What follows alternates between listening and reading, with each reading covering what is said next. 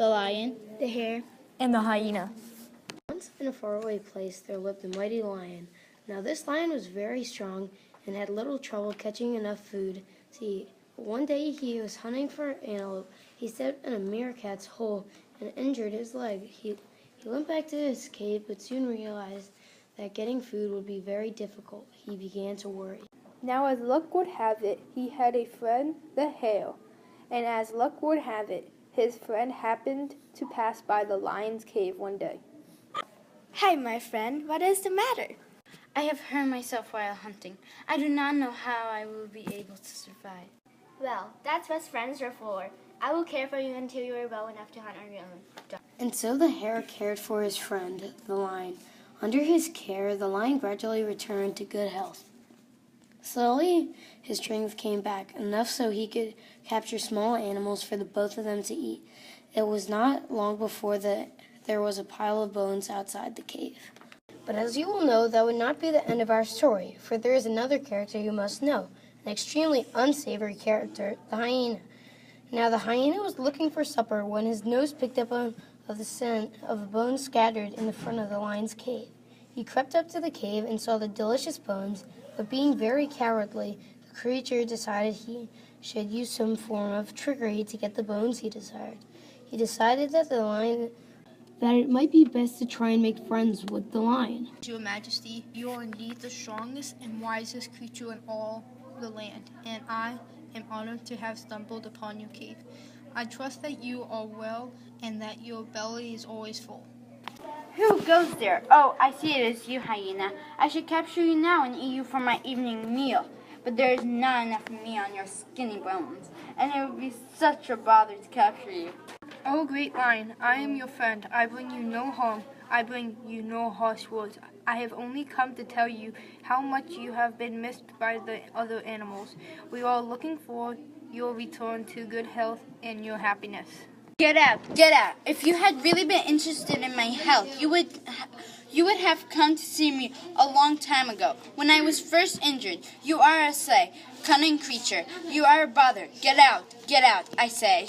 And so the hyena slunk off into the evening with his tail tucked up under his legs, and he could not sway the lion, and he could not get close enough to the pile of bones to steal them away.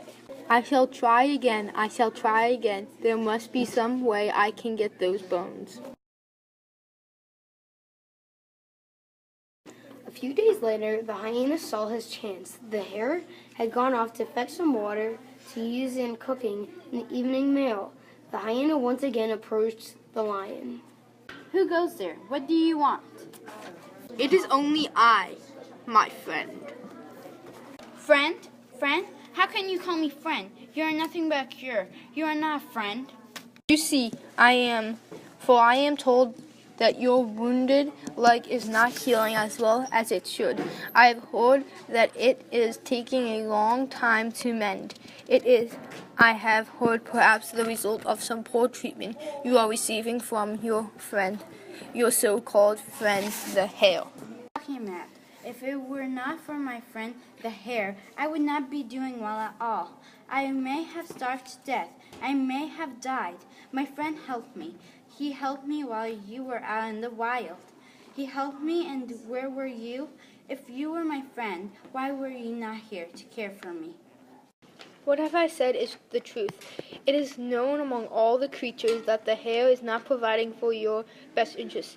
It is known that he is not giving you the best care. It is known that he is giving you the wrong treatment for your injury. You must be warned, my friend. Your friend, the hare, does not have the best interests in the heart.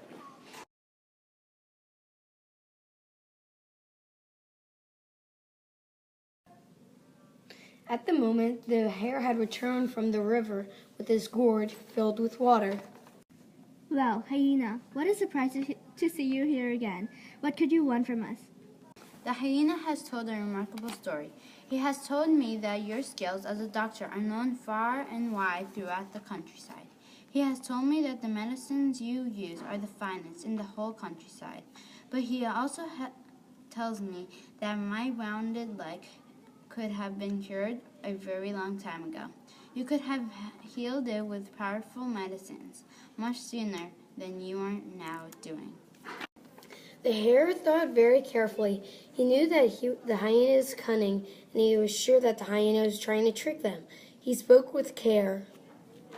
Well, that may be true and that may not be true. What are you saying? Action. Well, it is true that I am a very small animal, and many of my medicines that I use are very large. Sometimes there is great difficulty in obtaining the proper medicines. For example, the proper medicines for my friend, the lion. What do you mean? Well, in order for your injury to heal its best, I need a section of the skin from the back of an adult hyena to place on your injury. That is the only way it will properly heal. Hearing those words, the lion leaped onto the hyena. He quickly tore a section of the skin off the hyena's back from the top of his head to the tip of his tail. He wrapped the skin around his injured leg. The wounded leg healed very quickly, and the lion was able to hunt and survive, thanks to his friend, the hare. The hyena, however, could not show his face. He had been humiliated, and he hid among the trees and bushes, as he continues his hide today. And if you look very carefully, you will see that the hairs on the back of the hyena where his skin was torn away by the lion are stretched and stand on the end. To this day, every hyena has long, coarse hair on its back. They remind us that hyena is never to be trusted. He continues to be a crafty fellow, but is never trusted.